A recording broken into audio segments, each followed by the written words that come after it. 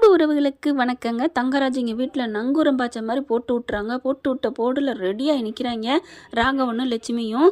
அதை இங்கே படித்து பார்த்துட்டு என்னம்மா அண்ணனுக்கு பாஸ் பண்ணுது மெசேஜா. அடடடா ரேவதி சூப்பர்மா, இப்படிப்பட்ட தங்கச்சி தாம்மா இருக்கணும். அண்ணனை எப்படி தாங்குது.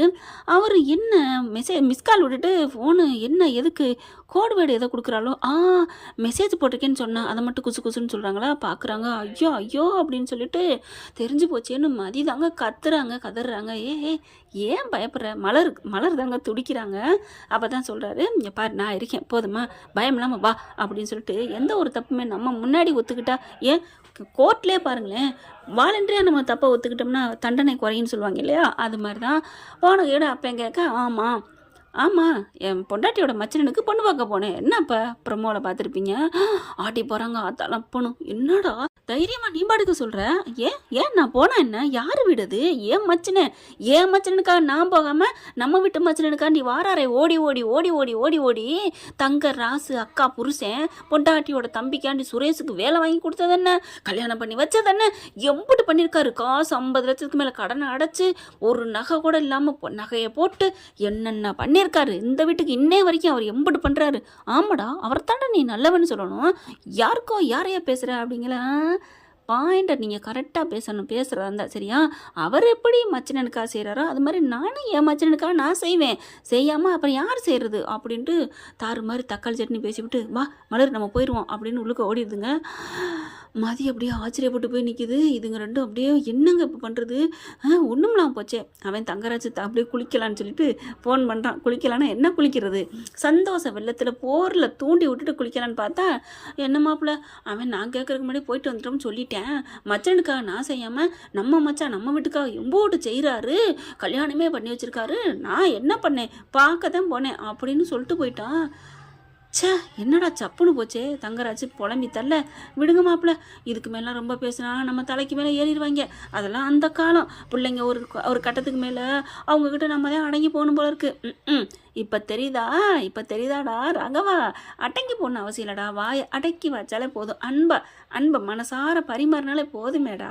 உண்மையில சொல்கிறேங்க, சிறுசுங்கிட்ட பெருசுங்க கொஞ்சம் வளைஞ்சு கொடுத்தா சிறுசுங்க கொஞ்சம் கட்டுப்பட்டுவாங்க. என்னை பொறுத்த வரைக்கும் 100க்கு 90% பெரியவங்க நம்ம விட்டு கொடுத்தா சின்னதுங்க நம்ம புருஷனை பெற்றவங்க நம்ம பொண்டாட்டி பெற்றவங்கன்னு சொல்லிட்டு கொஞ்சம் இலை கொடுக்க மனசு வரும். நான் தான் பிள்ளைய பத்துட்டேன், நான் தான் பொண்ணை பத்துட்டேன் அப்படின்னு உங்கள் கொம்பா நினச்சா அதுங்க வீம்பா நினைக்கிங்க. ஏன்னா இலவட்ட முறுக்கில் நாளைக்கு அதுங்களும் அப்படித்தான் குருத்தோலை எருமோ சொல்லுவாங்களா, பழுத்தோலை பார்த்து சிரிச்சுன்னு அதே தான் வரும்னு அவங்க மறந்துடுவாங்க.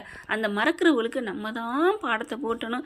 ஈஸியாக சொல்லிட்டேன், நமக்கு ஒரு காலம் வரும்போது நம்ம மரும வரும்போது என்ன பண்ண போகிறான்னு தெரியல. ஆனால் நான் நல்லபடியாக பார்த்துக்கொண்டு ஆசைப்பட்டுக்கிட்டு இருக்கேன். எனக்கு வரப்போகிற மருமக கொடுத்து வச்சுருக்கணும். ஒன்றும் இல்லாட்டி பரவாயில்ல, அவள் கொடுமைக்காரியா ராஜசேவை வந்தாலும் பரவாயில்ல, என்னோட அன்பில் அவளை நான் மாற்றிடுவேங்கிற ஒரு நம்பிக்கை இருக்குங்க. ஏன்னா நான் அன்பை கொடுப்பேங்க, கண்ணாடி மாதிரி போய் நிற்பேன், அதில் அவன் முன்னாடி தெரிவா கண்ணாடியா நினைக்கினே. ஆண்டவன் என்ன விட்டுருக்கான்னு தெரியல.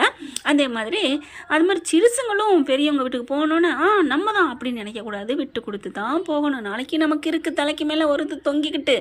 சரி இப்போ முடிஞ்சிருச்சா. இப்போ நம்ம தங்கராஜுக்கிட்ட பாக்கியராஜிட்டையும் மலர்கிட்டையும் போகிறாங்க மதி. வாமா அப்படிங்கிறாரு. அப்படியே முறைச்சிட்டு அப்படின்னு மலர் பக்கம் திரும்புகிறாங்க. ஏன் மதி என்னாச்சு அக்கா, நீங்கள் போய் பார்த்துட்டு வந்தீங்களா, நல்லா இருக்காங்களா? நல்லா இருக்காங்க அப்படிங்கல. ஏன் என் வீட்டுக்காரர் பாக்கியராஜிட்ட ஒரு மாதிரியா முறைக்கிறா? அவர் இங்கே என்ன சொன்னார் தெரியுமில்ல? என்ன சொன்ன பாக்கியராஜ், ஏன் கோச்சுக்கிறது?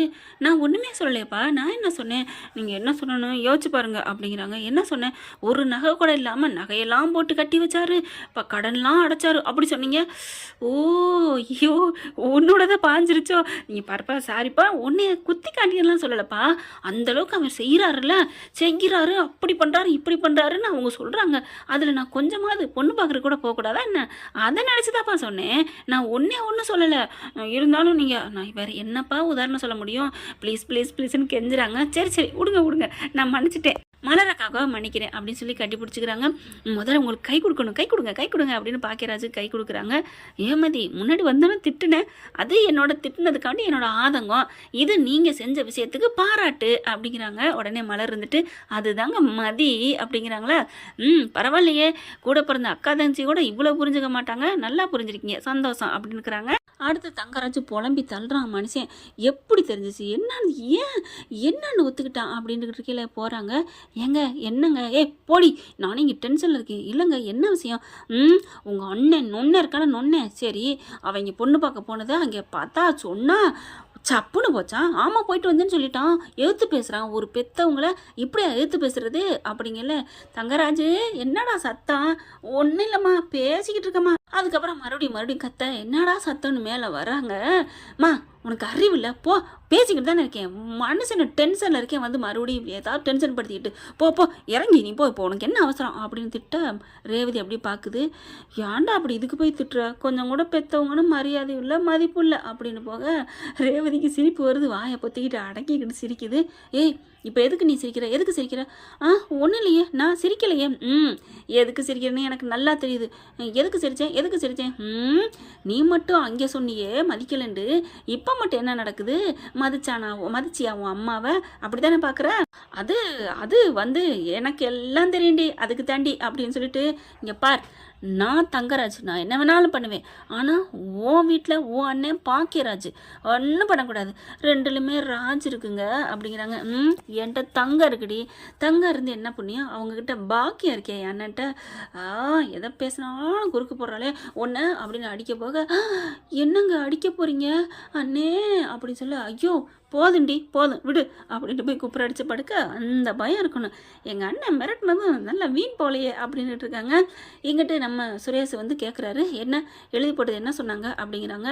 இல்லை அதாவது அடுத்த வாட்டி பார்க்குறாங்களாம், ஆளுங்கள்லாம் சேர்த்துட்டாங்களாம் எனக்கு முன்னாடியே வந்தவங்களுக்கு. சரி விடு, ஃபீலாக இருக்கியா? நான் ஃபீல் ஆகலையே அப்படிங்கிறாங்க. இன்னும் 3 மாதம் டைம் கொடுத்துருக்கில, அதுக்குள்ளே உனக்கு நல்ல வேலையாக நான் வாங்கி தரேன் போதுமா? ஓகே அப்படிங்கிறாங்க. அப்படின்னு என்னாச்சு அப்படின்னு ஓடி போய் தண்ணியை கொடுத்து குடி ஒன்றும் இல்லை, எனக்கு ஒன்றும் இல்லை குடி அப்படிங்கிற பொறையேறுது. உடனே கையை கொண்டு போய் நெஞ்சில் வைக்க போகிறாரு, அப்புறம் கையை எடுக்கிறாரு, அப்புறம் கொண்டு போகிறாரு, அப்புறம் எடுக்கிறாரு. அப்படி பொறையேறிட்டே தண்ணி குடிக்கிறாங்களா. ஐயோ தட்டி கொடுக்கணுமே அப்படின்னு கையை அப்படியே வைக்க மதி ஒரு மாதிரி ஆங்க. ஒன்றும் இல்லை அப்படின்னு சரி அப்படின்னு நெஞ்சில் தட்டி கொடுக்குறாரு. கையை எடுங்க அப்படின்னு சொல்ல முடியலை அவங்களால. டக்குன்னு கையை வச்சு ஒன்றும் இல்லை பரவாயில்ல, ஏமதி நான் தட்டி கொடுக்குற கூட தொடக்கூடாதா, அந்தளவுக்கு நான் தகுதி இல்லாதவனா இல்லை அடுத்த ஆளா அப்படிங்கல. அப்போலாம் ஒன்றும் இல்லை, தண்ணி குடிக்கையில் தொட்டோன்னா கூச்சம் வந்துச்சு, தண்ணி குடிக்காட்டியும் கூட பரவாயில்ல, அதுதான் வேற ஒன்றும் இல்லை. ஓ அப்படியா, அப்படித்தான் அப்படின்னு சொம்ப இப்படி வைக்க போயில கொடு அப்படின்னு வச்சுட்டு அப்படிங்கிறாங்களா. டக்குன்னு உடனே நெஞ்சை தட்டி கொடுக்குறாரு நம்ம மதிய நெஞ்சை. எதுக்கு பொறையாருதுல, அதுக்கு தான். இல்லை ஒன்றும் இல்லை கையெடுங்க. மதி நீ போய் தானே பேசுகிற, பிறண்டு பேசுகிற.